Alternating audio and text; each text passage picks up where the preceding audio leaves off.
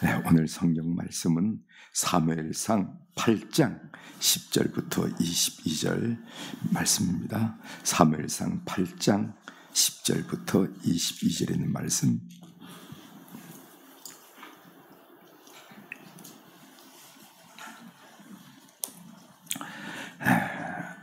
성경 사무엘상 8장 10절부터 22절에 있는 말씀 제가 봉독해 드리겠습니다.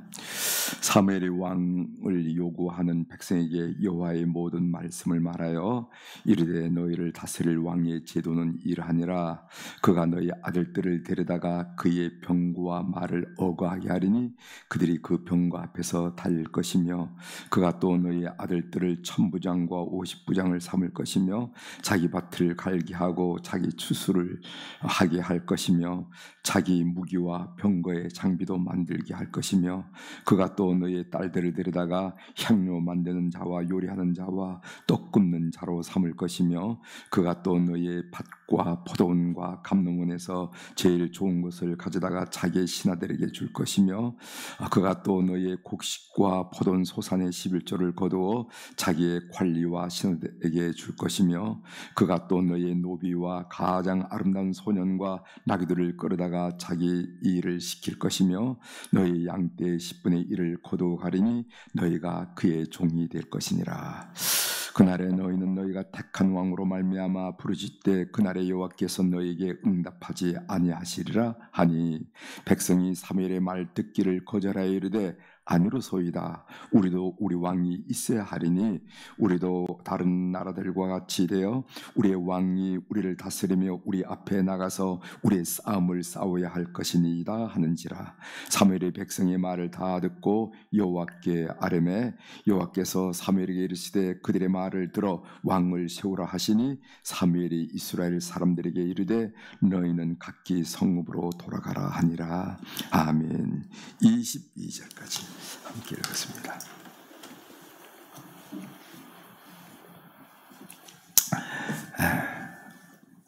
오늘 우리가 읽은 사무엘상 8장 우리가 어제 8장 1절부터 이제 9절의 말씀을 읽어야 되는데 사무엘상 8장 전체를 우리가 묵상하면서 주제는 나의 왕은 누구신가? 오늘 이 성경이 우리에게 던지는 질문이죠. 너희 왕은 누구지? 나의 왕은 누구신가? 이런 제목으로 주제로 같이 새벽에 묵상한 것을 나누도록 하겠습니다. 동물원에 아기 낙타와 엄마 낙타가 정답게 얘기를 하고 있었대요. 뭐라고 얘기했냐면은 엄마 왜 우리 등에는 혹이 나 있지? 그랬더니까 엄마 낙타가 자세히 알려줍니다. 그건 멀고 긴 사막을 다닐 때 물과 영양분이 부족할까봐 저장해 주는 것이란다. 그래요? 그런데 엄마 왜 우리에게는 이런 둥그런 발굽이 있어요? 이렇게 물었어요. 엄마 낙타가 대답해 줍니다. 그것은 사막을 가다 보면은 모래 사막을 지날 때가 있는데 모래 사막에 우리 발이 빠지지 않도록 이렇게 둥그렇게 돼 있단다. 그래요? 또 아기 낙타가 묻습니다. 우리 눈이 왜 이렇게 눈썹이 길어요? 여러분 눈썹 긴 거 좋아하죠? 눈썹이 왜 이렇게 길어요? 그러다니까 엄마 낙타가 자세하게 가르쳐 줍니다. 사막에 가다 보면은 때론 모래바람이 불어. 이집트는 감신이라고 그러는 감신. 감신이라는 게 50이란 말입니다. 50일 동안 모래바람이 부는 거예요, 사막이. 그러니까 깜깜하고. 그럼 성경에 보면은 10가지 재앙이 나오잖아요. 그죠? 10가지 재앙에 보면은 흑암 재앙이 있습니다. 캄캄한 흑암 재앙. 정말 캄캄해요. 그래서 헤드라이트를 켜도 앞이 안 보일 정도로 우리 유독기 원사님 현장에서 경험 많이 하셨겠지만 그걸 보고 감신이 뭐냐면 쉰이란 말이에요. 쉰. 아르바인 감신. 그래서 감신 바람이 분다. 그러면 50일 동안 사막 바람이 분다. 그 사막 바람이 불 때 사막에 모래가 눈에 들어가지 않도록 눈썹이 긴 거란다. 이렇게 해서요. 맞는 얘기를 했죠. 그런데 이 엄마 아기 낙타가 뭐라 말하냐면은 고개를 갸우뚱하면서 아기 낙타가 다시 물었습니다. 그런데 지금 우리는 동물원에 살잖아. 동물원에 살자. 여러분 재밌죠? 그러나 이 이야기는 우리에게 교훈을 주는 이야기입니다. 어떤 교훈을 주는가 하면은 바로 우리 정체성에 대한 질문을 하고 있는 거예요. 낙타의 등이 혹이 있고 둥그런 말굽이 있고 긴 눈썹은 사막을 걸 때 필요한 것이고, 그리고 그 낙타는 그 사막 위에 있을 때 낙타다운 모시는 거죠. 그건 토끼도 못 따르고 사자도 못 따르는 거예요. 낙타만이 할 수 있는 그 일을 하는 거예요. 그런 것처럼 하나님의 백성은 머물러서는 안 되는 자리가 있다는 것을 우리가 알아야 됩니다. 그리고 하나님의 백성은 해서는 안 될 일이 있다는 것도 알아야 돼요. 마음껏 하는 것은 하나님 백성이 아닙니다. 그리고 하나님 백성은 꿈꾸어서는 안 되는 삶의 목표가 있다는 겁니다. 이름은 성도인데, 겉은 성도인데 모든 추구하는 것이 세상 사람들과 똑같아 그러면은 소위 하나님 백성 크리스천의 아이덴티티, 정체성이 없어진 거 아닙니까? 그런데 우린 동물원에 있잖아 하는 아기의 질문에 대해서 아기 낙타의 질문에서 말할 수 없는 입장이 된다는 거예요. 오늘 이런 이야기를 오늘 성령이 우리들에게 하고 있다는 것을 함께 나눕니다. 본문 내용은 하나님의 백성은 하나님의 다스림을 받아야 된다는 거예요. 하나님의 백성은 하나님의 다스림을 받아야 된다는 겁니다. 그런데 지금 하나님의 백성인 이스라엘이 그 하나님을 거부하고 있어요. 어떻게 하나님을 거부한가? 그 내용이 쭉 나오는데 한번 제가 두 가지로, 하나는 우리의 왕은 누구입니까? 그 다음 얘기하고 싶은 것은 우리의 왕은 누구이어야 합니까? 이 이야기를 오늘 여러분들께 좀 함께 나누려고 합니다. 우리의 왕은 누구입니까? 우리가 오늘 본문으로 읽진 않았지만은 5절 하반절을 한번 보시길 바랍니다. 5절에 보면은 모든 나라와, 하반절입니다. 모든 나라와 같이 우리에게 왕을 세워 우리를 다스리게 하소서 한지라. 이스라엘 백성들이 사무엘에게 요청한 내용이죠. 이제까지 이스라엘은 신정체제였습니다. 그러나 오늘 본문 사무엘상 8장을 전환점으로 기점으로 해서 이스라엘이 왕정체제가 됐죠. 그래서 왕정체제, 사울 왕이 되고 다윗 왕이 되고 왕정체제가 되는 겁니다. 신정체제라 하는 것은 무슨 말인가? 그것은 하나님이 다스리는 체제. 여러분 이란을 이슬람 신정체제라 이렇게 얘기하잖아요. 그 말은 무슨 말이냐면 알라가 다스리는 게 있다 이 말이지. 이 세상의 헌법보다도 더 위에 있는 법이 샤리아 법인데, 그 샤리아 법이라는 게 뭔가? 그것은 구란과 무슨 하디스, 여기서 나온 법이라는 거예요. 그래서 이 세상 이 시민법보다 위에 있다는 겁니다. 이렇게 샤리아로 다스리는 나라, 이것을 보고 신정체제라 하는데, 신정체제는 하나님이 다스리는 체제라 한다고 그런다면은 왕정체제라는 것은 인간인 왕이 다스리는 체제입니다. 오늘 사무엘상 8장에 보면은 왕이란 단어가 무려 10번이나 나옵니다. 10번. 5절, 6절, 7절, 9절, 10절, 11절, 18절, 20절, 22절. 그러니까 오늘 본문의 모티브는 뭐냐면은 왕이란 사실을 우리가 발견하게 됩니다. 왕이라는 것은 다스린 자가 아닙니까? 본문은 성도들에게 질문하는데, 하나님을 다스린 자로 삶을 것인가? 아니면 사람을 다스리는 자로 삼을 것인가? 라고 질문하고 있습니다. 너의 인생은 하나님의 다스림, 하나님을 다스린 자로 삼고 인생을 사는가? 아니면 사람, 이 세상 그 어떤 것들을 다스리는 자로 삼고 살아가는가? 라고 질문한다는 겁니다. 이스라엘은 지금 하나님의 다스림을 받기보다는 차라리 왕, 사람의 다스림을 받겠다는 겁니다. 보이지 않는 하나님보다는 보이는 사람이 훨씬 믿음직스럽고 마음이 든든하다, 이렇게 이야기를 하는 거예요. 두 번째 문제로 넘어갑니다. 우리의 왕은 누구여야 합니까? 오늘 17절 하반절에 보면 이런 말씀이 있어요. 본문으로 읽었지요. 너희가 그의 종이 될 것이라 이렇게 말씀했습니다. 왕정 체제가 되면 백성들은 어떻게 되는가? 백성은 왕의 종이 된다는 겁니다. 처음은 모르지만은 그러나 왕은 차츰차츰 권력을 확대하고 권력을 독점하게 되고 힘을 잃은 백성들은 왕의 종이 되고 말 것이다.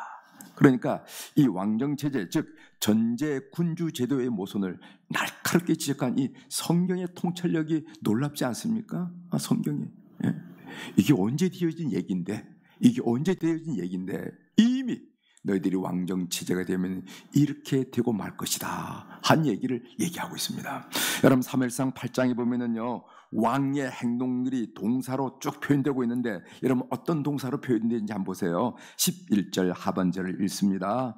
그가 너희 아들들을 데려다가 그의 병거와 말을 어거하게 하리니 그들이 그 병거 앞에서 달릴 것이며, 데려다가 하는 말을 썼습니다. 13절 그가 또 너희의 딸들을 데려다가 향료 만드는 자와 요리하는 자와 떡 굽는 자를 삼을 것이며, 14절 그가 또 너희의 밭과 포도원과 감람원에서 좋은 것을, 제일 좋은 것을 가져다가라는 말을 썼죠. 15절에 보면 그가 또 너희의 곡식과 포도원 소산의 11조를 거둔다라는 동사를 썼습니다. 16절 그가 또 너희의 노비와 가장 아름다운 소년과 나귀들을 끌어갔다는 동사를 썼습니다. 17절 너희 양떼의 10분의 1을 거두어 가리니, 거둔다는 거예요. 그러니까 이 전제 군주인 왕이 백성들에게 하는 짓은 하나서 열까지 취한다, 가져간다, 빼앗아간다, 이렇게 표현이 되는 거예요.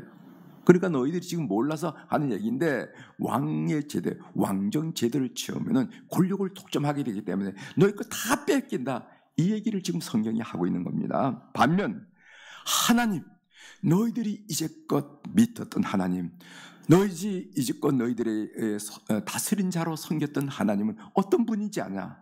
그리고 어떤 분인지 아냐 하면서 하나님을 얘기하는데, 하나님은 주시는 분으로 소개하고, 주시는 분, 제가 몇 군데 읽어드리겠습니다.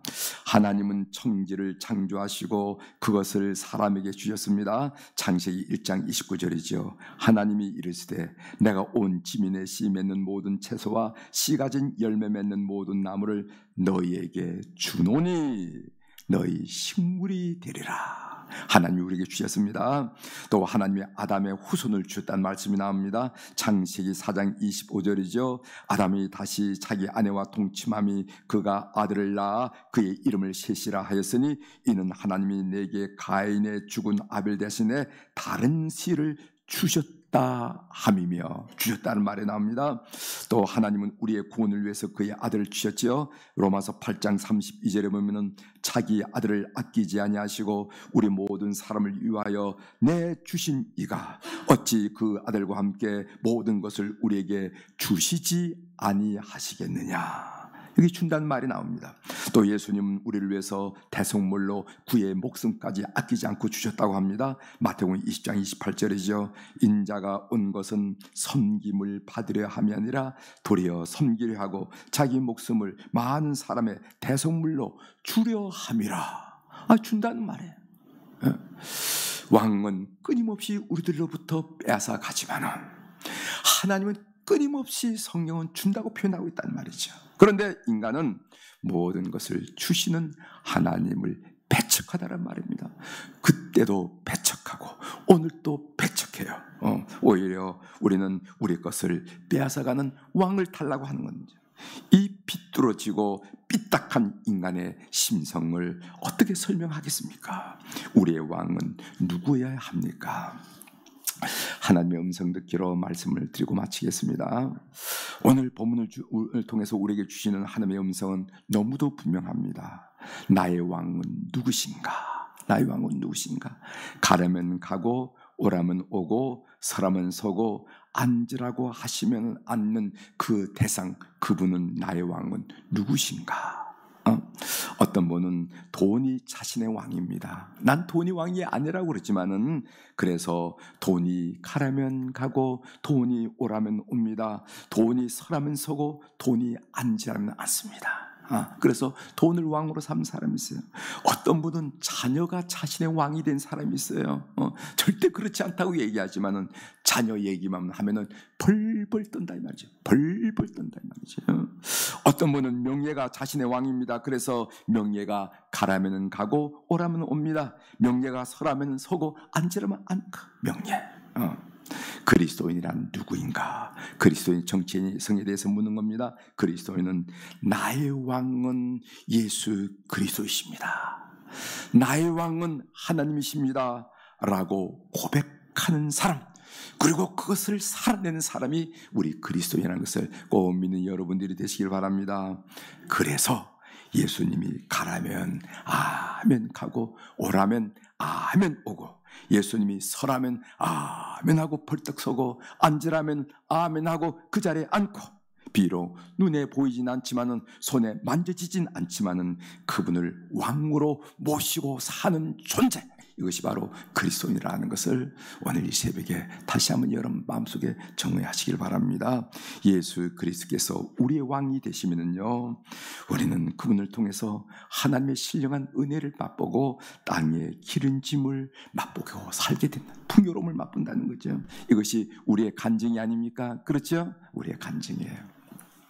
저는 지금도 그 시골에서, 우리는 강릉에서 그 자연 불악인데, 그때 그 같이 자랐던 또래가 있어요. 그 또래를 분기마다 만납니다. 저녁으로 막 저를 좋아해요. 그리고 김 목사가 날짜 정해, 그럼 제가 날짜 정하면 그렇게 모이는데, 모이고 또 초등학교도 이렇게 모여요. 분기마다 초등학교.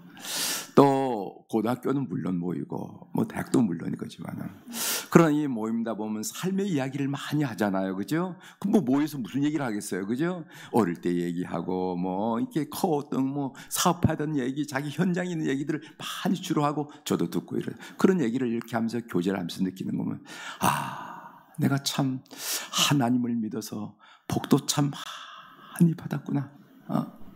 그 시골에서 어떻게 내가 하나님을 알아서 하나님을 나의 주님으로 고백하면서 평생 그 주님을 따르려고 애를 썼는데 이렇게 하나님의 복을 누리고 살까 하는 얘기를 친구들 만나서 얘기하다 보면 많이 느낍니다. 제가 어제 이 3일상 8장을 묵상하면서 그 생각이 퍼뜩 나더라고요.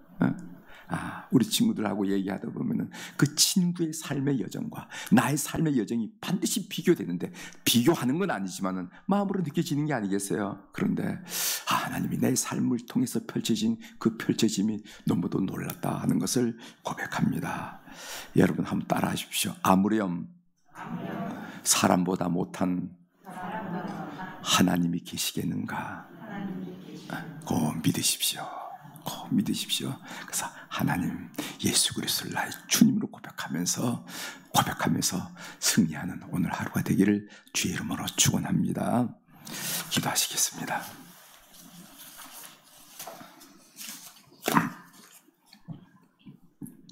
하나님 아버지, 성경을 보고 우리의 삶을 보면은 우리 하나님은 끊임없이 주시는 분이고, 세상 것은 우리에게 주는 척하지만은 다 빼앗아 가는 것인데도 불구하고, 어제도 그랬고 오늘도 그러고, 사람은 하나님을 배척하는 현상을 우리가 보게 됩니다. 그럼에도 불구하고 우리 사랑하는 교우들, 이 새벽에 추운 날씨를 뚫고 오늘 또 나의 주님으로 고백하면서 주님을 인정하며 주님을 나의 주님으로 고백할 수 있도록 은총을 베풀어 주시니 감사합니다. 이제까지 그래왔듯이 오늘 또 장래도 우리 주님 되셔서 하늘의 신령한 은혜와 땅의 기름짐으로 풍족하고 풍요롭고 의미있고 보람있고 감사로 충만한 삶으로 우리 모든 교우들을 이끌어 주시옵소서. 하나님, 오늘 또 우리 사랑 교우들이 주님 앞에 1,000번째 헌금을 비롯해서 감사헌금을 올려드렸습니다. 많아서 드린 것은 물론 아니고, 쓰다가 남아서 드린 것도 아니고, 쓸 데가 없어 드린 것도 아니고, 소중한 물질, 잠 못 이루는 밤의 결실이요, 손에 굳은 살의 결실이요, 눈물의 결실이요, 땀의 결실이니 소중한 물질, 당장 들고 나가면은 나에게 유익한 것들을 많이 얻어준 이 물질을 주님 앞에 올려드리면서 우리의 삶을 주님께 맡길 수 있도록 도와주시오니 감사합니다.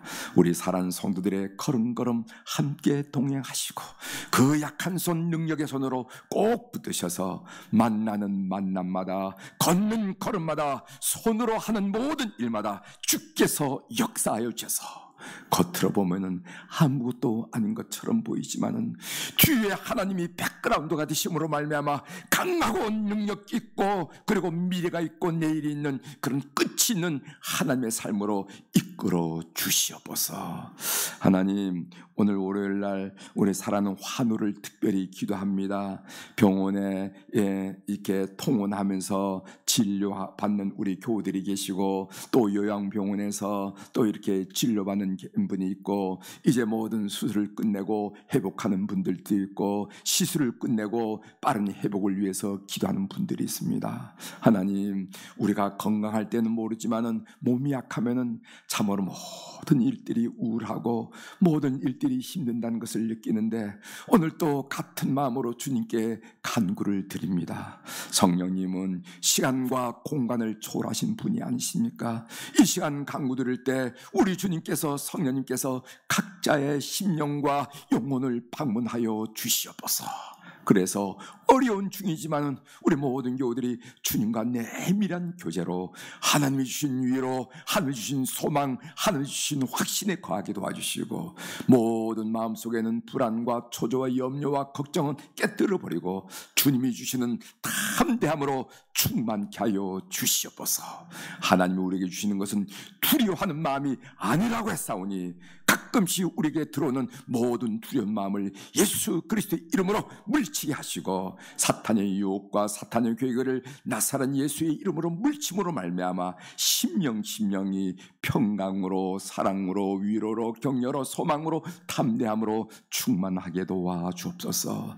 그들의 육체를 주님 앞에 올려드립니다. 가장 가는 시필줄 현미경으로도 볼 수 없는 가장 세포의 일위까지 주님께서 통촉하시고 주님께서 만지시고 주님께서 빛을 비추시고 치료의 광선을 비추셔서 회복의 역사가 교우들 심령 속에 육신 속에 일어나도록 은혜를 베풀어 주옵소서.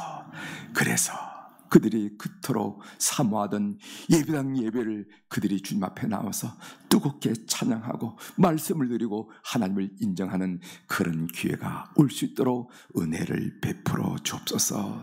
하나님, 이번 주 목요일날 우리 교회에서는 이 서울 남면에서 헌신하고 수고하셨던 우리 원로 목사님들을 모시는 그런 귀한 기회를 갖습니다. 정성스럽게 모시고 싶습니다. 그들의 노고를 아는 그런 영적 어버이로 인정하고 섬기는 그런 마음으로 대접하고 싶사오니 온 교우들의 기도 제목이 되게 하셔서 하나님께 영광이 되게 하시고 노종들에게는 큰 위로가 될 수 있도록 은혜를 베풀어 주옵소서. 오늘 또 하늘의 주권과 땅의 주권을 가진 우리 주님의 이름으로 선포합니다. 내 영혼이 잘된 같이 범사가 잘되고 강건한 축복을 우리 사랑하는 교우들이 오늘 또 맛보게 도와주시옵소서. 감사드리며 예수님의 이름으로 기도 올리옵나이다. 아멘.